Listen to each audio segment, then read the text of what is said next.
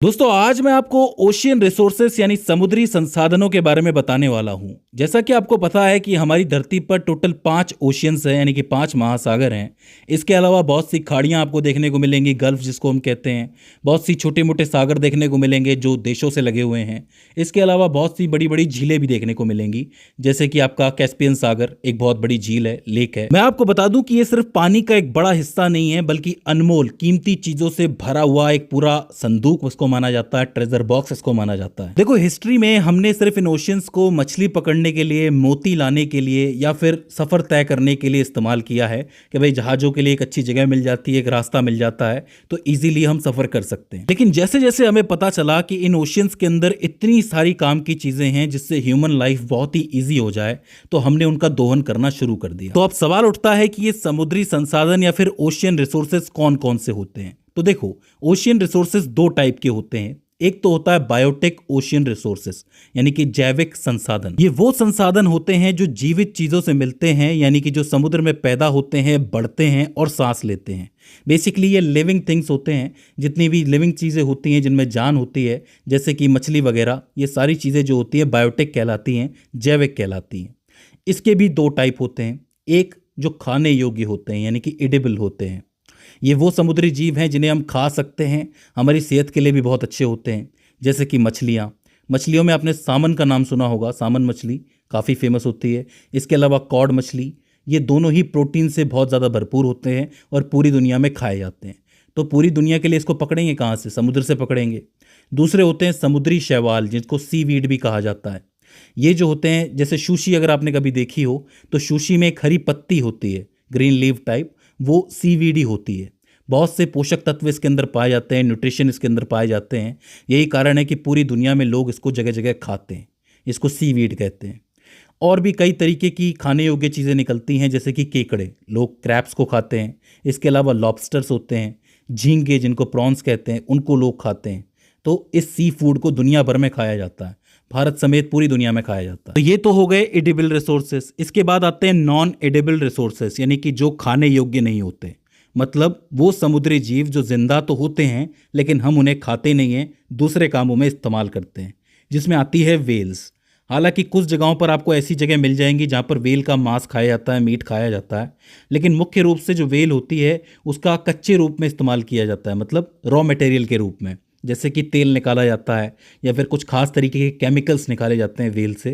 तो इस काम के लिए काम आती है वेल। इसके अलावा जो सील्स होती हैं, इनको आपने देखा होगा, इनकी जो खाल होती है जिसको हाइड कहते हैं, और इनका जो फर होते हैं यानी कि जो फर इस्तेमाल होते हैं, वो कपड़ों के लिए बहुत ज़्यादा इस्तेमाल होते हैं और बड़े महंगे बिकते हैं। तो सील्स को इस चीज़ के लिए पकड़ा जाता है। इसके अलावा आते हैं मोती यानी कि पर्ल्स। अब आप कह सकते हो कि जो मोती होते हैं वो तो लिविंग थिंग नहीं होते हैं, लेकिन ये सीपियों के अंदर बनते हैं और बहुत ही कीमती होते हैं। इनका जो इस्तेमाल है वो गहने बनाने के लिए होता है, और यही कारण है कि इनको समुद्र से निकाला जाता है। अब समुद्र से निकाला जाएगा तो महंगे तो अपने आप ही हो जाएंगे ये, इसलिए मोती हमेशा महंगा होता है। इसके अलावा कुछ एक ऐसी मछलियाँ आती हैं जो कि सजावटी मछलियाँ होती है, ऑर्नामेंटल फिश जिसको आपने कहा होगा। ये मछलियाँ रंग बिरंगी होती हैं। कुछ एक खास रंग बिरंगी मछलियों को पकड़ा जाता है और महंगे दामों में बेचा जाता है ताकि उसको एक्वेरियम में रखा जा सके। आपने देखा होगा बड़े बड़े घरों में एक्वेरियम होते हैं, उनमें मछलियाँ रखी जाती हैं। इसके अलावा बहुत से लोग अपने तालाबों में मछलियाँ रखते हैं। तो वो मछलियाँ कहाँ से आई हैं? समुद्र से आई हैं, तो बड़ी महंगी मछलियाँ होती हैं। तो ये हो जाते हैं नॉन एडिबल रिसोर्सेस, यानी कि ये लिविंग थिंग होते हैं, जिंदा होते हैं, लेकिन हम इनको खाते नहीं हैं, दूसरे कामों के लिए इस्तेमाल करते हैं। इसके बाद दूसरे टाइप के जो ओशियन रिसोर्सेस होते हैं वो हैं एबायोटिक रिसोर्सेस, यानी कि अजैविक संसाधन। ये वो रिसोर्सेस होते हैं जो निर्जीव होते हैं, नॉन लिविंग थिंग होते हैं, यानी कि इनके अंदर जान नहीं होती है, ये जीव नहीं होते हैं, लेकिन समुद्र के नीचे ही पाए जाते हैं, वहीं बनते हैं ये। जैसे कि ऊर्जा, एनर्जी। अब एनर्जी भी दो टाइप की है। एक तो है कन्वेंशनल यानी कि पारंपरिक, जैसे कि पेट्रोलियम। पेट्रोलियम जो होता है जिससे हम पेट्रोल, डीजल, ये सारी चीज़ें बनाते हैं और अपनी गाड़ियों में इस्तेमाल करते हैं, उसका एक बड़ा हिस्सा जो है हमें समुद्र के नीचे से मिलता है। हाल ही में मैंने आपको कतर, ईरान और इराक के बारे में पढ़ाया था, और मैंने आपको बताया था कि यहाँ पर बहुत से तेल क्षेत्र हैं, यानी कि ऑयल फील्ड्स हैं, जो कि समुद्र के पास हैं। उसको हम कहते हैं अपतटीय। हो ये रहा है कि वो समुद्र के नीचे से ही निकाल रहे हैं। तो मतलब पेट्रोलियम का एक बड़ा हिस्सा जो है वो समुद्र के नीचे पाया जाता है। तो एक तो पेट्रोलियम हो जाता है, दूसरा है प्राकृतिक गैस यानी कि नेचुरल गैस। ये भी पेट्रोलियम की तरह ही समुद्र के नीचे पाई जाती है। कुछ जगह तो ऐसी होती हैं जहाँ पर तेल और गैस एक साथ पाया जाता है। ये गैस जो है हम खाना पकाने या फिर बिजली बनाने के इस्तेमाल में लेते हैं, तो ये पारंपरिक एनर्जी हो जाती है, कन्वेंशनल।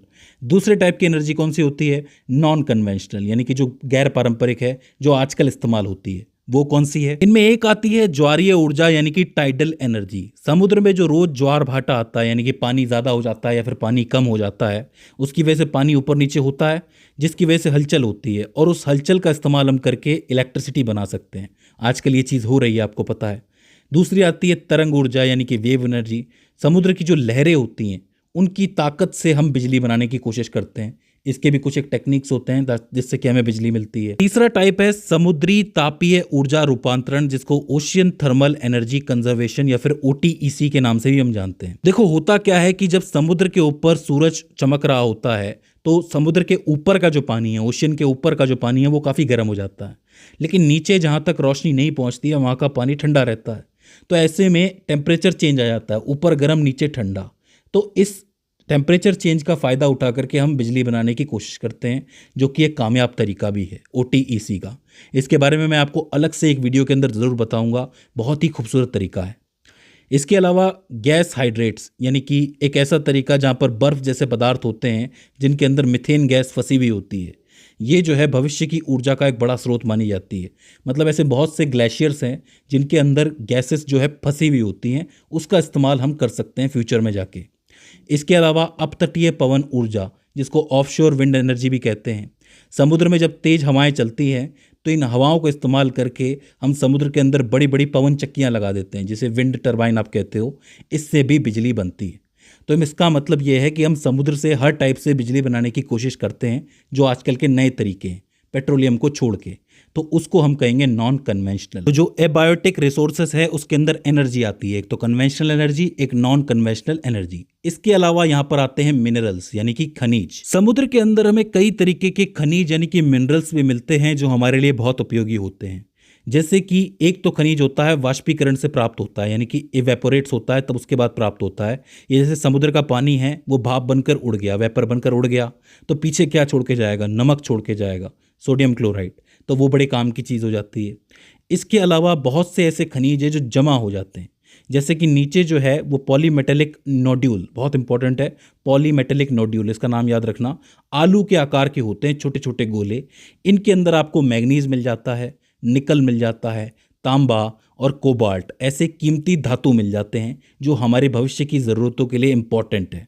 तो इसका मतलब इन डिपॉजिट से भी हमें अच्छे खासे मिनरल्स मिल जाते हैं। तो इसका मतलब एनर्जी हो, मिनरल्स हो, नॉन एडिएबल रिसोर्सेस हो या फिर एडिएबल रिसोर्सेस हो, हर टाइप के जो रिसोर्सेस है, संसाधन है, वो समुद्र के अंदर पाए जाते हैं, ओशियंस के अंदर पाए जाते हैं। और अभी तो ये भी कहा जाता है कि हमने सिर्फ 5% हिस्सा है समुद्र का जो देखा है, बाकी 95% ओशियंस का ऐसा हिस्सा है जो अभी तक अनटच्ड है, जो देखा नहीं गया है, जिसको डिस्कवर नहीं किया गया है। तो समुद्र के अंदर वैसे भी बहुत कुछ है। तो दोस्तों, मुझे उम्मीद है कि इस चार्ट से आपको ईजिली समझ में आ गया होगा कि ओशियनिक रिसोर्सेज क्या होते हैं, जो समुद्री संसाधन है वो क्या होते हैं। अगर इसके बाद भी इसके अंदर आपको कोई क्वेरी आती है, कोई दिक्कत आती है, तो आप हमें कमेंट सेक्शन में बता सकते हैं। तो दोस्तों, आज की इस वीडियो के अंदर बस इतना ही। See you in the next one.